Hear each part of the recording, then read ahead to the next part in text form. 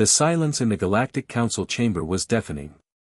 General Kralthok had just made what he believed was a simple demand, but the human ambassador's smile had vanished completely. You want to know why we call our world Earth and not Deathworld? Ambassador Chen asked softly. Because we're being polite. The 300-year war between the hegemony and the smaller systems had reached its breaking point.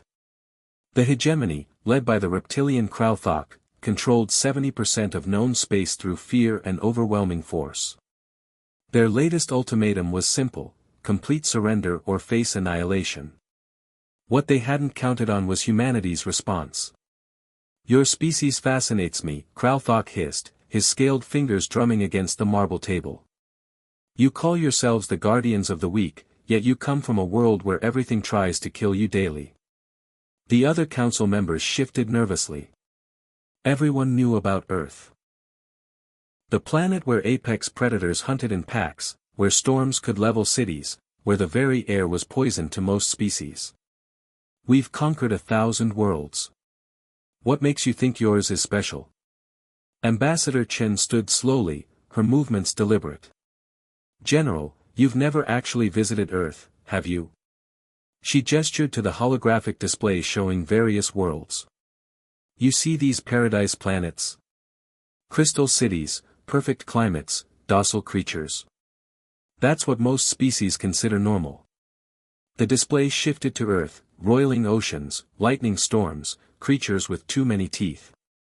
This is what we call home. The tension in the room was palpable. Kralthok's confidence began to waver as Chen continued.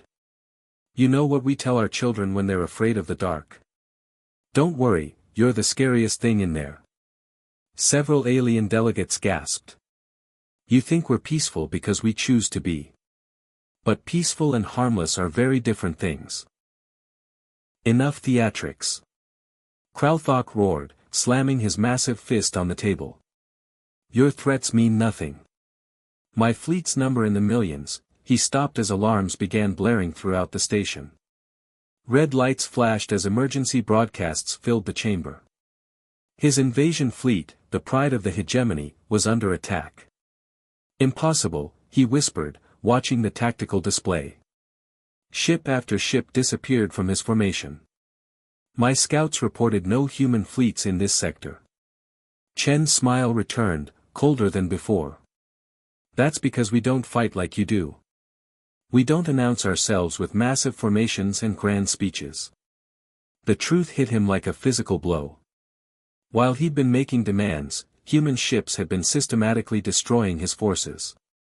Ships that appeared from nowhere, struck with devastating precision, and vanished before return fire was possible.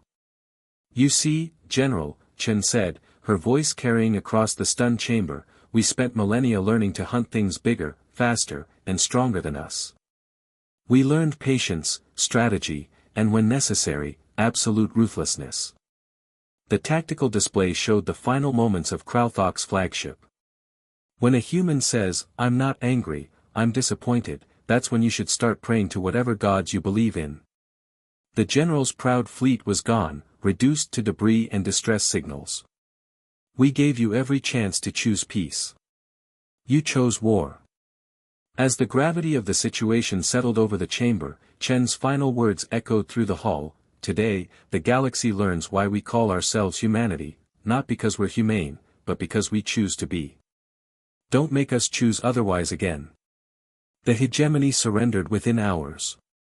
The war was over, but the legend had just begun. From that day forward, every species in the galaxy would tell their children the same story, about the day the Deathworlders stopped playing nice.